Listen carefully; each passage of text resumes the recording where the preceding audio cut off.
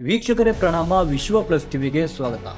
RTI ಕಾರ್ಯಕರ್ತ ಸ್ನೇಹಮಯಿ ಅವರು ಸಲ್ಲಿಸಿದ್ದ ಮೈಸೂರು ನಗರಾಭಿವೃದ್ಧಿ ಪ್ರಾಧಿಕಾರ ಮೂಡ ನಿವೇಶನಗಳಲ್ಲಿ ಅಕ್ರಮ ನಡೆದಿದೆ ಎಂಬುವ ಕುರಿತಾದ ದಾಖಲೆಗಳು ಅಪೂರ್ಣವಾಗಿವೆ ಎಂಬುವ ನಿರ್ಧಾರಕ್ಕೆ ಬಂದು ಮೈಸೂರು ಲೋಕಾಯುಕ್ತವು ಆರೋಪಿಗಳನ್ನು ಮುಕ್ತಗೊಳಿಸಿ ಬಿ ರಿಪೋರ್ಟ್ ಜನಪ್ರತಿನಿಧಿಗಳ ನ್ಯಾಯಾಲಯಕ್ಕೆ ಸಲ್ಲಿಸಿದ ನಂತರ ಈ ಹಗರಣದ ಹೊಸ ಸುಳಿ ತೆರೆದುಕೊಂಡಿದೆ. ಆ ಸುಳಿಯೇ ಮಾಜಿ ಮೇಯರ್ ಎನ್ಆರ್ ರಮೇಶ್ ಅವರ ಕೈಯಲ್ಲಿರುವ ದಾಖಲೆಗಳು. ಮೂಡ ಸೈಟು ಹಗರಣಗಳ ಕುರಿತಾದ ಆರೋಪದಿಂದ ಮುಕ್ತರಾಗಲು ಮೈಸೂರು ಲೋಕಾಯುಕ್ತ ಬಿ ರಿಪೋರ್ಟ್ ಸಲ್ಲಿಸಿದ ಬಳಿಕ ಎಲ್ಲ ಆರೋಪಿತರು ನಿರಾಳದಿಂದ ಉಸಿರು ಬಿಟ್ಟು ನೀರಿನ ತಂಪು ಗುಟುಕುಗೊಳಿಸುವಾಗಲೇ ಈ ಸೈಟು ಹಗರಣಗಳ ಆರೋಪದ ಹೊಸದೊಂದು ಕುಣಿಕೆ ಚಕ್ರವ್ಯೂಹದ ಸುಳಿಯಾಗಿ ಎದುರಿಗೆ ಬಂದು ನಿಂತಿದೆ.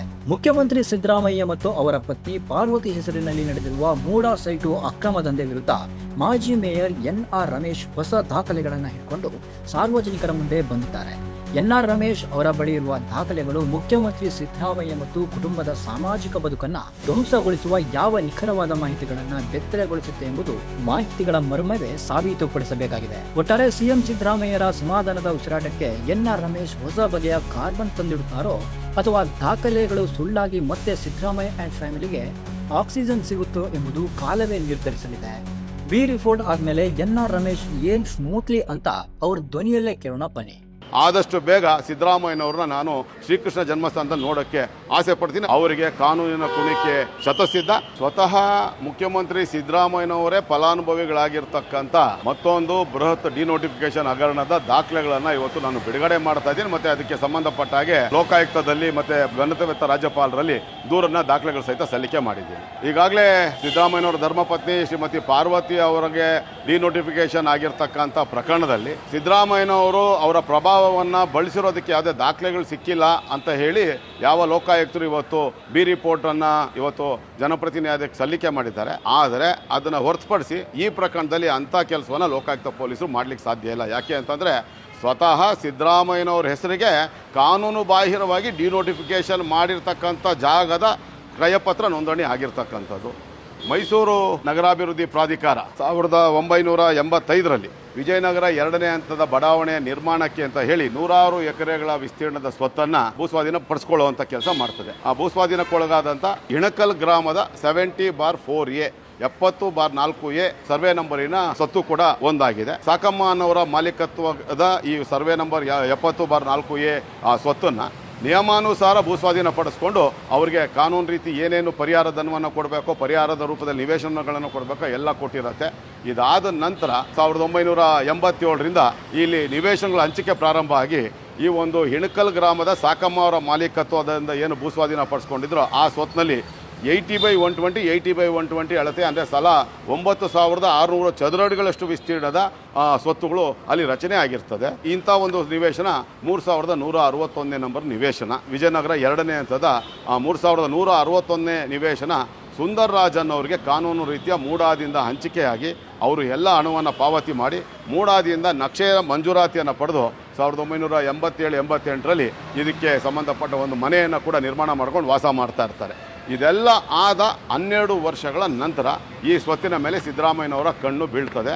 ಇದಕ್ಕೆ ಸಂಬಂಧಪಟ್ಟಾಗೆ ಸಾಕಮ್ಮನವರ ಮೂಲಕ ಒಂದು ಅರ್ಜಿಯನ್ನು ಹಾಕಿಸ್ತಾರೆ. 1995ರಲ್ಲಿ ಭೂಸ್ವಾಧೀನ ಪ್ರಕ್ರಿಯೆಯಲ್ಲಿ ಸ್ವತ್ತನ್ನು ಕೈ ಬಿಡಬೇಕು, ಡಿನೋಟಿಫಿಕೇಶನ್ ಮಾಡಬೇಕು ಅಂತ ಹೇಳಿದಾಗ ಮೂಡಾದ ಆಯುಕ್ತರಾಗಿದ್ದಂಥ ಕುಂಜಪ್ಪನವರು ಅವರ ಒಂದು ಮನವಿಯನ್ನು ತಿರಸ್ಕರಿಸಿ ಯಾವುದೇ ಕಾರಣಕ್ಕೂ ಇದು ಡಿನೋಟಿಫಿಕೇಶನ್ ಮಾಡಲಿಕ್ಕೆ ಬರಲ್ಲ, ಈಗಾಗಲೇ ಬಡಾವಣೆ ರಚನೆ ಆಗಿ 10 ವರ್ಷಗಳು ಸಂಪೂರ್ಣ ಕಳೆದಿರೋದ್ರಿಂದ ಇದು ಅದಕ್ಕೆ ಒಳಪಡೋದಿಲ್ಲ ಅಂತೇಳಿ ಅತ್ಯಂತ ಸ್ಪಷ್ಟವಾದಂಥ ಕಾರಣ ಹೇಳಿ ಅದನ್ನು ತಿರಸ್ಕಾರ ಮಾಡ್ತಾರೆ. ಆದರೆ ಇದಾದ ನಂತರ 1997ರಲ್ಲಿ ರಾಜ್ಯದ ಹಣಕಾಸು ಸಚಿವರು, ಉಪಮುಖ್ಯಮಂತ್ರಿಗಳು ಮತ್ತು ಮೈಸೂರು ಜಿಲ್ಲೆಯ ಉಸ್ತುವಾರಿ ಸಚಿವರಾಗಿ ಸಿದ್ದರಾಮಯ್ಯನವರು ಕಾರ್ಯನಿರ್ವಹಿಸ್ತಾ ಇರುವಂಥ ಸಂದರ್ಭದಲ್ಲಿ JH ಪಟೇಲರ ಕ್ಯಾಬಿನೆಟ್ನಲ್ಲಿ ಇವರು ತಮ್ಮ ಪರಮ ಶಿಷ್ಯ ಸಿ ಬಸವೇಗೌಡರನ್ನ ಮೂಡಾದ ಅಧ್ಯಕ್ಷರಾಗಿ ಅಧ್ಯಕ್ಷ ಸ್ಥಾನದಲ್ಲಿ ಕೂರಿಸ್ತಾರೆ. ಆ ಕೂತ್ಕೊಂಡ ನಂತರ ನಡೆಯುವಂಥ ಒಂದು ಪ್ರಕ್ರಿಯೆನೇ ಈ ಕಾನೂನು ಬಾಹಿರ ಡಿನೋಟಿಫಿಕೇಶನ್ ಪ್ರಕ್ರಿಯೆ. 1995ರಲ್ಲಿ ಡಿನೋಟಿಫಿಕೇಶನ್ ಮಾಡಲಿಕ್ಕೆ ಬರಲ್ಲ ಅಂತ ತಿರಸ್ಕಾರವಾದಂಥ ಈ ಅರ್ಜಿಯನ್ನು ಮತ್ತೆ ಅವರು ತಗೊಂಡು ಕಾನೂನಿನ ಎಲ್ಲ ನಿಯಮಗಳನ್ನು ಗಾಳಿಗೆ ತೂರಿ ನಿಯಮಾನುಸಾರ ನಗರಾಭಿವೃದ್ಧಿ ಇಲಾಖೆ ಬಂದು ರಾಜ್ಯ ಸರ್ಕಾರದ ಅನುಮೋದನೆಯನ್ನು ಪಡೆದು ನಗರಾಭಿವೃದ್ಧಿ ಇಲಾಖೆ ಅನುಮೋದನೆಯನ್ನು ಪಡೆದು ಗೆಜೆಟ್ ನೋಟಿಫಿಕೇಶನ್ ಆಗಿ ಆನಂತರ GO ಆಗಿ ಸರ್ಕಾರಿ ಆದೇಶ ಆದ ನಂತರ ಅದಕ್ಕೆ ಬೆಲೆ ಇರುತ್ತೆ. ಆದರೆ ಎಲ್ಲ ನಿಯಮಗಳನ್ನು ಗಾಳಿಗೆ ತೂರಿ ಸ್ವತಃ ಸುಮೋಟೋ ನಿರ್ಧಾರವನ್ನು ತಗೊಂಡು ಸ್ಥಳೀಯವಾಗಿಯೇ ತಾವೇ ಅಧ್ಯಕ್ಷರಾಗಿರುವಂಥ ಮೂಡ ಅಧ್ಯಕ್ಷರಾಗಿದ್ದಂಥ ಸಿ ಬಸವೇಗೌಡರೆ ಕಾನೂನು ಬಾಹಿರ ನಿರ್ಣಯವನ್ನು ತಗೊಂಡು ಡಿನೋಟಿಫಿಕೇಶನ್ ಆದೇಶವನ್ನು ಹೊರಡಿಸ್ಬಿಡ್ತಾರೆ.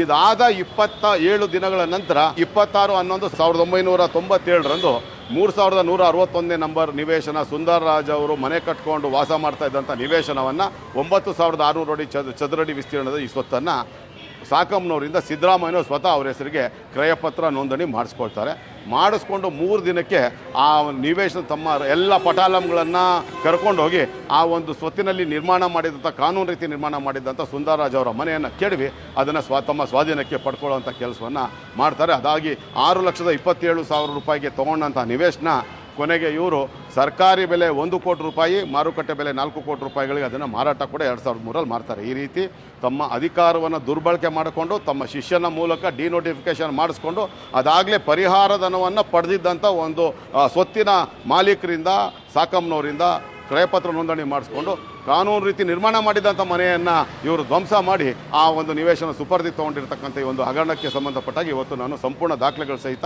ಲೋಕಾಯುಕ್ತದಲ್ಲಿ ಮತ್ತು ADGP ಅವರಿಗೆ ಮತ್ತು IGP ಅವರಿಗೆ ದೂರನ್ನು ಕೊಟ್ಟಿದ್ದೇನೆ. ನಿನ್ನೆ ದಿವಸ ನಾನು ಗಣತಿಯುತ ರಾಜ್ಯಪಾಲರ ಕಚೇರಿಗೆ ಕೂಡ ಇದಕ್ಕೆ ಸಂಬಂಧಪಟ್ಟ ದೂರನ್ನು ಕೊಟ್ಟಿದ್ದೀನಿ. ಇವತ್ತು ಇನ್ನೊಂದು ದೂರನ್ನು ಕೊಟ್ಟಿದ್ದೀನಿ. ಅವರ ವಕೀಲರ ಜೊತೆ ಕೂಡ ಚರ್ಚೆ ಮಾಡಿದ್ದೀನಿ. ಪೂರಕವಾದಂಥ ಮಾಹಿತಿ ನನಗೆ ಕೊಟ್ಟಿದ್ದಾರೆ.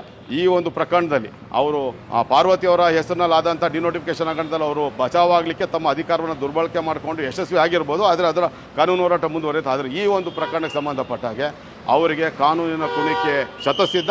ಆದಷ್ಟು ಬೇಗ ಸಿದ್ದರಾಮಯ್ಯನವ್ರನ್ನ ನಾನು ಶ್ರೀಕೃಷ್ಣ ಜನ್ಮಸ್ಥಾನದಲ್ಲಿ ನೋಡೋಕ್ಕೆ ಆಸೆ ಪಡ್ತೀನಿ. ಅದಕ್ಕೆ ಪೂರಕವಾದಂಥ ಹೋರಾಟವನ್ನು ಕೂಡ ನಾನು ಮಾಡ್ತೀನಿ. ಅದಕ್ಕೆ ಅಗತ್ಯವಾದಂಥ ಎಲ್ಲ ದಾಖಲೆಗಳನ್ನು ಇಟ್ಕೊಂಡು ನಾನು ಇವತ್ತು ದೂರನ್ನು ದಾಖಲೆ ಮಾಡಿದ್ದೀನಿ ಮತ್ತು ಹೋರಾಟ. ವಿಶ್ವ ಪ್ಲಸ್ ಜನಹಿತಕ್ಕಿದು ಜ್ಞಾನದ ಜಾಲ.